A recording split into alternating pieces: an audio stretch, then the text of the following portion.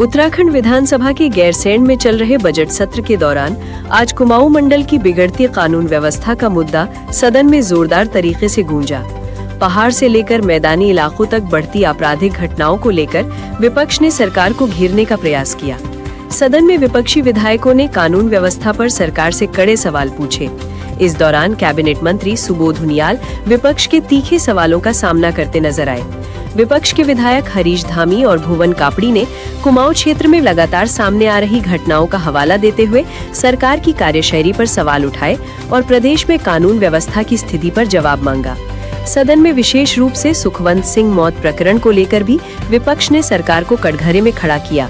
विपक्ष का कहना था कि इस मामले में सरकार की ओर से अब तक स्पष्ट और संतोषजनक जवाब सामने नहीं आया है।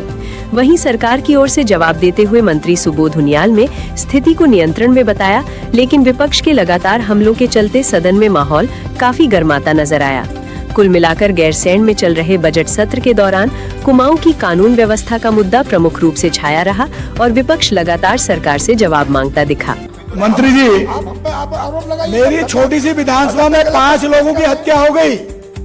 एक का जो पूरे गांव ने सबूत दे दिया, उसको अरेस्ट नहीं कर पा रहे हैं आप, और आप कह रहे हैं कि हमको वाहवाही करनी चाहिए।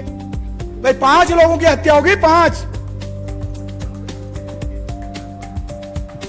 लोगों की हत्या हो गई। परिवार ने एविडेंस दे दिया। क्या मजबूरी है कि उसको गिरफ्तार क्यों नहीं किया जा रहा है जिसने हत्या की? वो 21 साल के प्रदीप की क्या गलती थी?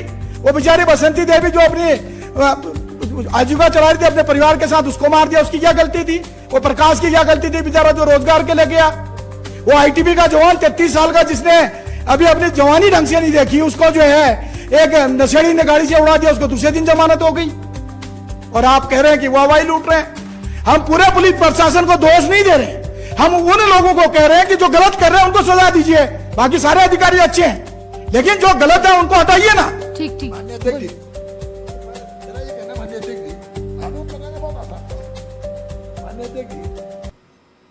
ये बात आई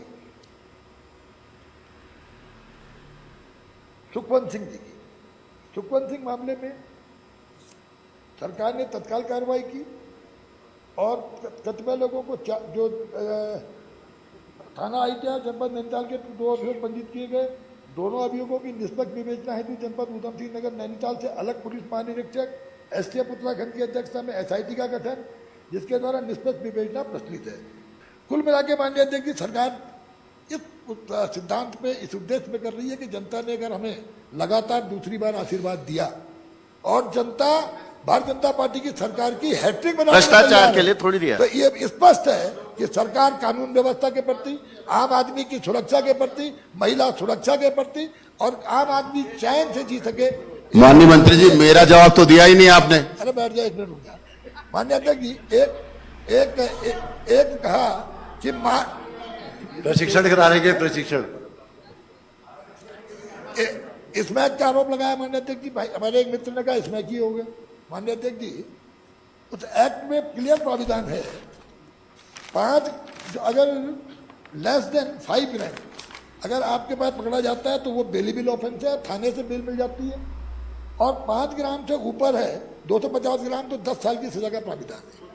तो माननीय अध्यक्ष जी, जो कागज छोड़ दिए जाते हो तो वो बेल आउट होने का थाने से है। अब माननीय अध्यक्ष जी, इकबालपुर चीनी मिल की बात आई। माननीय अध्यक्ष जी, इकबालपुर चीनी मिल में माननीय अध्यक्ष जी, सरकार ने स्वयं एफिडेविट दे करके माननीय न्यायालय में कहा है कि इसमें मैनेजमेंट के द्वारा 64 करोड़ की चोरी की गई और सरकार के द्वारा एफआईआर भी दर्ज की गई। इसमें क्या गिरफ्तारी हुई है साहब? मिल में क्या गिरफ्तारी? मेरे जिले का एफआईआर हुई, क्या गिरफ्तारी हुई? क्या पुलिस प्रशासन ने गिरफ्तारी? माननीय अध्यक्ष जी, पिथौरागढ़ जिले में जो सीसीटीवी कैमरा का जो हार्ड डिस्क निकाल लिया, उन पुलिस वालों के खिलाफ क्या कार्रवाई आप कर रहे हैं तो बताइए। और 14 नवंबर को मुख्यमंत्री जी ने एक एसआईटी की जांच की घोषणा करी, उसका क्या हुआ? 5 हत्याएं होगी, एक को नहीं पकड़ पाए। सुरक्षा के लिए सरकार बहुत गंभीर है। खेत जोतने वालों के खिलाफ क्या कर रही है सरकार, ये भी तो बता दो।